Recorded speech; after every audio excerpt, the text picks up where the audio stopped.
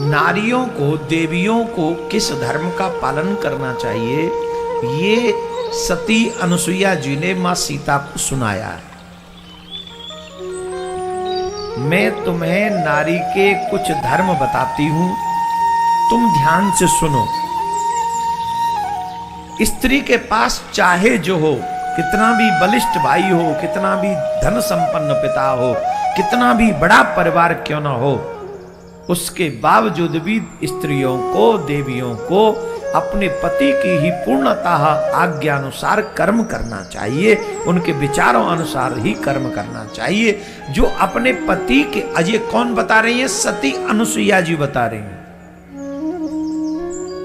एक पुराण में मैंने पढ़ा कि जो स्त्री पुरुष का चिंतन करती है अंतिम समय तक उसे पुरुष बनना पड़ता है, और जो पुरुष स्त्री का चिंतन कर करके मरता है उसे स्त्री बनना पड़ता है। और भी कई चीजें हैं इसके पीछे, और भी कई रीजन है इसके पीछे।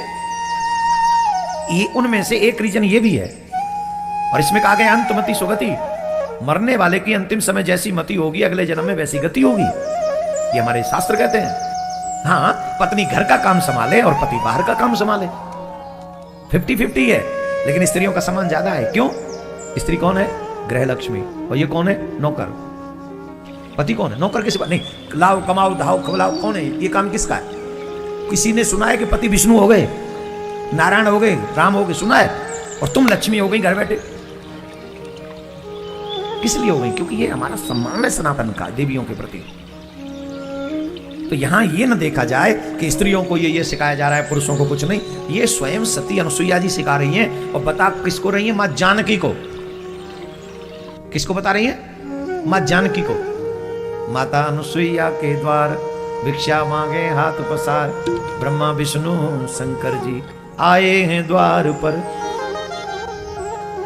भिक्षा मांग रहे, माता ने उनको तीनों को बच्चा बना लिया।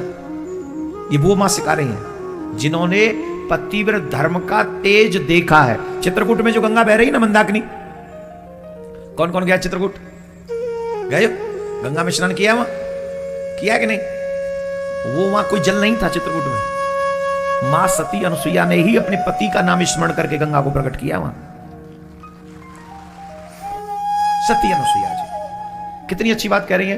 विपत्ति पड़ने पर भी अपने पति का साथ कभी नहीं छोड़ना चाहिए, चाहे कितनी भी बड़ी विपत्ति आ जाए। जितनी बड़ी विपत्ति आए फिर भी अपने पति का साथ नहीं छोड़ना चाहिए, क्योंकि धीरज धर्म मित्र और नारी। तुम कितने बड़े धैर्यवान हो, तुम कितने बड़े धर्मात्मा हो, तुम कितनी बड़ी पतिव्रता हो,